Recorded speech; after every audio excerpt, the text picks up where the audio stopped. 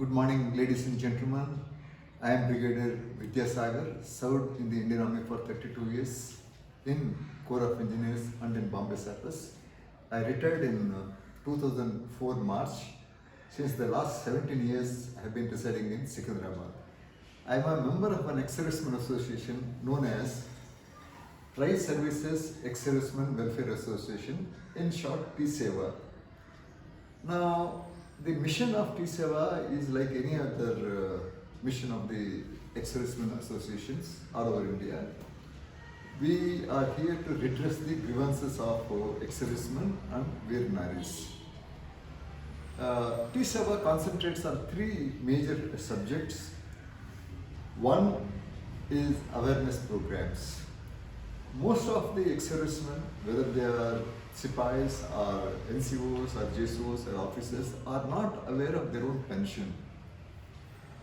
They are not aware of many other benefits which they have to get from the government. So whenever we are called anywhere in India, we have visited many states, many towns, many cities, many metros. We have a one-day workshop on awareness program. The pre-lunch session is basically to explain to them what are their entitlements.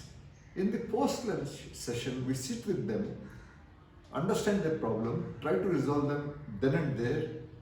If not, we bring those problems to Secunderabad, we analyze, and we take up such cases with the appropriate authorities. The appropriate authorities are basically the service headquarters, or the record offices for the JSOs who are, or the PCDA pension Allahabad, or PCDA Navy Mumbai, or Joint CDA Air Force. These are the kind of help we render to the ex-servicemen and the Veer Naris. The second activity which we undertake is basically legal cases. Now, nowadays it is very expensive for any ex-serviceman to go to a court, hire an advocate and defend his case. So if one ex-serviceman is given a benefit and the others are denied, who are also of the same rank, same length of service, then we file such cases when we invite all such affected ex-servicemen to come to us. Then we file a class action suit either in the AFTs or in the Honorable High Court or in the Honorable Supreme Court. We won 5 cases till today. 3 are for getting the arrears of broadbanding benefit from January 1996 or from the date of retirement. We charged very low legal fees of just 1,000 rupees from a Sipai, and when we won the case, we gave him arrears of 1.75 lakhs. As far as the ladies are concerned, we don't charge even single paisa. Unfortunately, the AFTs are slowly recovering. Hopefully, in the 1 to 2 years, we are going to win most of the cases which we have filed. Third and very important activity of which all the members of the T-Seva are very proud is T-Seva is one such organization which is carrying out philanthropic activities. Our members send us donations from time to time. We have received almost 28 lakh rupees in the last 6 years from our members. We have our fixed deposits and we earn some interest, and in the last 6 years, we have dispersed 38 lakh rupees as a financial assistance to the ex-servicemen, Veer Naris and even civilians who are in penury. So these are 3 activities. Now the subject which I am going to talk today is a very difficult subject. Many of the single ladies, nowadays widows don't like to be called as widows, so we call them single ladies or family pensioners.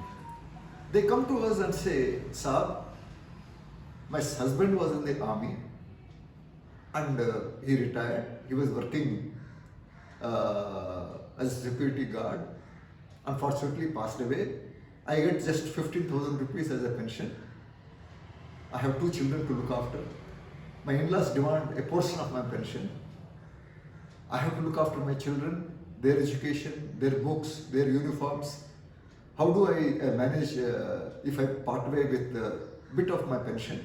That is not adequate. I am working in some houses to earn some more money to supplement my pension. My in-laws have got 2 more sons. It is the responsibility of the sons to look after their parents. Why should I pay? She is absolutely correct. Now we also come across some parents who say, "Sir, we are from agricultural laborer family. We used to work in the fields. With great difficulty, we used to bring up our children. My son has gone to the army. He was a Havaldar and unfortunately he died. My daughter-in-law gets fat pension. Now we are very old. We don't have any house. We don't have any income. So how do we live?" The parents are also absolutely justified. Now we also in this Seva come across children who come to us. "Saab, I am 15-year-old boy. I have got a sister who is 10 years old. My father passed away. Unfortunately, my mother also passed away. Now, how are we going to live?" The children are also justified. How are they going to live? So these are the problems with the families. The disputes between the daughter-in-law and parents of the soldier are not very uncommon. As the days keep going up, we are going to find more and more such cases come up. So we as officers and JCOs, we must know what are these family pensions.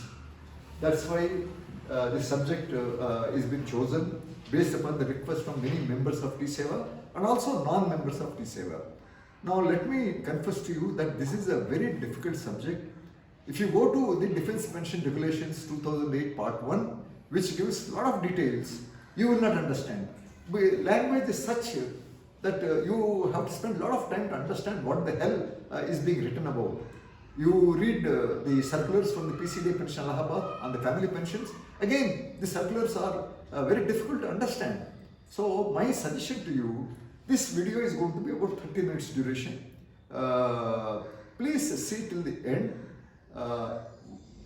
Viewing it once is not going to be adequate. View it in next 3-4 days. Then you get a hang of this subject. Thereafter, try a couple of live cases. Then you know how difficult these family pensions are. Every family pension case is a unique by nature. It is not common. So you got to firstly understand this problem. Then go to the particular section and see what is the family pension. Is it an ordinary family pension, enhanced rate of ordinary family pension, or it is a special family pension, liberalized family pension, dependent pension, or first life award, second life award. These are so complex in nature. You don't blame the bank staff if they are not doing justice in remitting the correct pension to the widow or to the in-laws. I will take some time to explain to you these types of family pensions, then you will understand it better. Next. Now, as I mentioned, these are the type of family pensions. We will discuss every family pension in great detail. But I can tell you here itself, 80% of the family pensions come to this category that is known as the ordinary family pension. When it is sanctioned, how much is the amount? Who is eligible? Can it be divided between the widow and the in-law? This we will study. Next is the enhanced rate of ordinary fund. This is for a particular period. This is for some enhanced period. Now, special family pension and liberalized family pension, it is for the soldiers who passed away while they were in the armed forces performing military duties, which I will explain to you. These are not different. Only the amounts are different.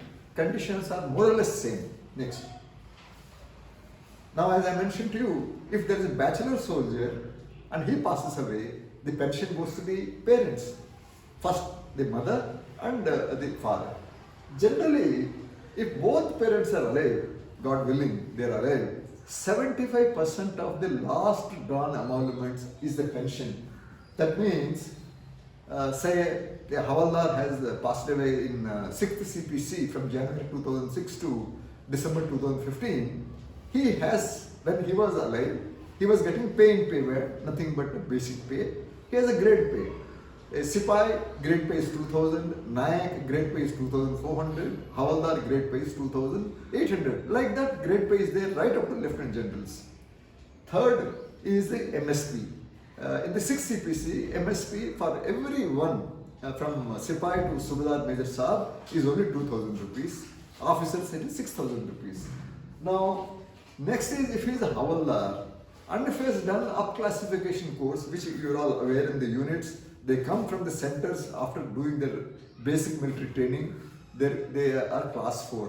He may get 100 rupees as a classification allowance. Though it is allowance, it is considered as a pay for the purpose of pension.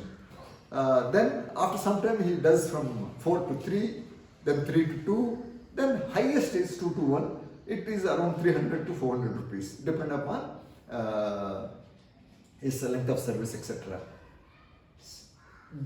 Then if the Sipai to Subedar Major is X group, he gets 1,400 rupees. So these 5 components for a Sipai Naik Havaldar, or 4 components for the JSOs, or 3 components for the officers is known as the last drawn emolument, which I will explain to you. First Life Award is basically in the case of only special family pension and liberalized family pension. If the widow says, I am not going to look after my in-laws, but this is for a family. This First Life Award, Second Life Award for the entire family. That's why it's known as special family pension, liberalized family pension. So whoever were dependent on the soldier when he was alive, they are all eligible for a share of the pension. How much I'll explain to you. The Second Life Award is, suppose if the parents are able to convince the branch recruitment officer who has gone to adjudicate the dispute between the widow and the in-laws, and if the branch recruitment officer, BRO, is convinced that these in-laws are absolutely poor, they were dependent upon their son when he was alive. Now that he is gone, these parents don't have anything. They don't have a house, they don't have any pension because they were never government employees. They were agricultural laborers or they were doing some small petty job. Now they have become old, 60, 65, 70. How are they going to survive? Then he recommends 50% of the pension of a special family pension or liberalized family pension will go to the widow because she has to look after her children. The balance 50% will go to the parents. Whatever has gone to the parents is known as the First Life Award. Now, suppose if the parents of the soldier who unfortunately died while performing the military duties or died in war or warlike operation like happening in J&K and Northeast, and if the parents had another son or another daughter in addition to the soldier son, parents have died. Now 50% used to go earlier to them. Now who will look after this brother and sister of this the soldier? After all, they were also dependent upon their brother. So they will get this known as the Second Life Award. Very difficult to understand, but you have to read Defence Pension Regulation and number of documents issued by the PCDA Pension Allahabad. Even service headquarters have also started issuing pension handbooks. You have to read all these things, then only you will understand. Next. Now, as I mentioned, 80% of the family pensions belong to this category known as Ordinary Family Pension or OFP. This word is a bit confusing. This is not actually a pension meant for the entire family. Reason is very simple. Government feels correctly so that a soldier's primary responsibility once he gets married is to his wife, then he gets, God willing, children. So he has to look after his children also. Parents, it is their responsibility to make this fellow a soldier. Once they discharge their responsibilities, they are supposed to look after themselves. Why should they depend on the son? That is the argument of the government. You may agree, you may not agree. Now, secondly, the argument of the government is, what is the OFP, Ordinary Family Pension? It is 30% if a soldier has passed away in armed forces, Army, Navy, Air Force, and death is not attributable or aggravated by military service. What does it mean? If a soldier has died peacefully in sleep, his body is taken to the military hospital, autopsy is conducted, the doctor says, look, there is no disease in him, there is no injury. He just passed away. It is a constitutional. He might have had a heart attack, or he might have had a multi-organ failure. It is not because of the military duty. That's what they say. So in that case, this is known as a nana. This is known as a nana, not attributed, not aggravated, just passed away. So the widow will get ordinary family pension. Now what is the amount? Amount is 30% of last drawn emoluments. Suppose if he is an officer, there are three components. One is the pay in payment, grade pay, military service pay, if he passed away in the 6th CPC. This last drawn emoluments keep changing from pay commission to pay commission. So you have to be very clear. In the 7th CPC, only the two components. One is known as the matrix pay, then MSP. That's all. So don't go by this thing that it's always three. No, it varies from CPC to CPC. So that, let us say, is 60,000 rupees for Havaldar. Now what is the 30%? 18,000 rupees, all what she is going to get. Now her contention is absolutely correct. साहब मुझे 18,000 रुपया मिलता है, मेरा पति चले गया, and I get 30%. That is another 6,000. So how am I going to bring up my children with 24,000 rupees a month? I am working as an ayah in somebody's house. I am earning another 10,000. Or I am working as a teacher in a private school. I am earning. I am a little educated, so I am a data entry operator. I am earning another 15,000 rupees. But is this amount adequate for me to bring up my children? Today, the cost of education is so high. That's why the government says, okay, madam, you take the entire pension. It is not divisible. Your in-laws are poor. It is their pretty headache. They should have looked after themselves. So the entire pension will come to you. What are the concessions for such widows? Now, generally, almost all of us, we take commutation. What is a commutation? It is like a loan. You take a car loan from bank, you have to pay EMIs. Or you take a motorcycle loan from the bank, you have to pay EMI. So in the same way, government gives us some loan, which we call commutation, depending upon our age, next date of birth. So somebody gets a little more, somebody gets a little less. If your rank is very high, naturally your basic pay is high. So you will get higher commutation amount.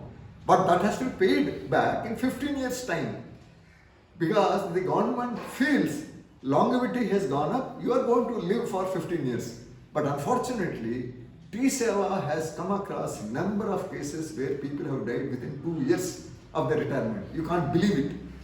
We are dealing with the cases, so we know it. After 2 years, the man has died. So he is supposed to pay the commutant for next 13 years. But widow is exempted. That is the best benefit. I don't say best benefit, that is one benefit given to the widows. So she need not pay any, because argument is simple. साहब मैंने थोड़े लिया commutation, मेरा husband ने लिया, उससे ले लो. How are you going to get the money from the fellow who has gone abroad to heaven? Gets benefit of gallant reward. You know, some of the men, or most of the men, I can't say most of the men, at least some of the men, especially infantry, they get a gallant reward. Sena Medal, Gallantry, Veer Chakra, right up to Paramveer Chakra, or Ashok Chakra, or Kirti Chakra, Shaurya Chakra. This all Chakra type and Sena Medal Gallantry, you have got monthly Gallantry award money. Sometimes it could be big amount if you are PVC, irrespective of your rank, whether you are Sipai PVC or whether you are Sipai Major General, the amount is same. The widow will get that money also. However, there is another condition which I haven't understood. Husband is a disabled soldier. He was getting a disability limit. But the moment he passes away, he has taken away his disability to heaven. So the lady is not given a disability limit. But however, when the man passes away, he also will take away gallant reward with him. But in that case, widow is given. Good thing. We are not going to argue against that. But I feel disabled soldier disability element also should be passed on to the widow. After all, that is what he has earned when he was in the army. He became a disabled. Are you not going to compensate him? And nowadays we all know pension is not only for that one ex-serviceman. It is for the wife, it is for the children. So why are you penalizing by not giving a disability element to the widow? That is the government policy. We can keep on arguing, nothing will come out. Next. The rules you understand slowly, you will realize the rationale. That's what I'm saying. When you read DPR, Defense Pension Regulations, you will not understand the rationale. You read PCDA pension circulars, you will not understand the rationale. Why? Now, in our society, when a widow is getting a very small amount of pension, if somebody rascal traps her and gets married, what will happen? First thing he will say, but throw out your children. They are not my children. Where will those children go? So that's why the government has made a rule.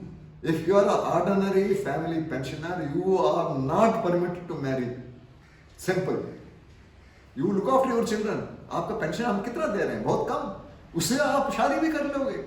So then you will produce another 2 more children. How are you going to look after 4? That very husband of yours may be a very drunkard. He would not support you. Then it is a hell for you. So don't marry. However, there is a condition. If a widow is a childless, he got married, unfortunately he went for an operation and he passed away, the widow gets money. Ordinary family pension. In that case, since she doesn't have a children, she can marry. No, there is no problem. But the man whom she is marrying should be a real brother of that soldier killed. Because at least that brother will have. After all, I have married my bhabi and my brother's children are there. It is my responsibility also to look after. It is that sentiment of that brother for the deceased soldier will make this fellow look after the children of that soldier. That is the reason the lady can only marry the real brother of her husband. No one else. We have cases. I will tell you very funny cases. There is this captain from Army Dental Corps. I don't know to give her name. She comes to us. I ask her what is the problem. She says, sir, my husband is a major in the army from the Brigade of Guards. He passed away. So I was getting my ordinary family pension. I was also a captain in the army dental corps, but I was only short service commissioned officer. I came out and I was living with my husband. We were very happy. So he was getting his pay in the service and I was practicing, so I was getting my income from my clinic. Everything went off, my 2 children are there, and unfortunately my husband passed away. When he passed away, I got ordinary family pension of my husband, which is absolutely correct. Now, this went on for some time. My children studied well and they're abroad. One is in Canada, one is in USA. Now I am about 45-year-old. So my children only told me, Mama, you have got to live for a long time, 90 years, 100 years. So why don't you get somebody for company's sake? I listened to them. One of the patients who was very decent and he was very nice with me, he also lost his wife. And while we were discussing, he says, look, I lost my wife, you lost your husband, why don't we live together? So I married him. The moment I marry him, where he is not my husband's real brother, so I lost my ordinary family pension. I gave my death certificate of my husband to the bank. They stopped my pension, first class. But anyway, since I am a doctor, a dental surgeon, I am earning money. But as my bad luck would have it, this very second husband is found to be worse than my first husband. My first husband at least used to listen to me, whereas this very idiot won't listen to me. I filed a very case for judicial separation. I got a court order. Now, sir, what is my status? We told her, madam, you are the first time you come across such cases in T-Seva. So, as we understand, earlier you were a widow, then you became a wife of a second husband. Now you are divorced him. Now your status should be that of a widow only. So, so you are entitled for ordinary family pension. Then she asked, how do I go about it? I said, you better file a case. So she filed a case as a member of the T-Seva and got her ordinary family pension. So these are the type of typical cases which come You got to analyze each case and then come to a conclusion.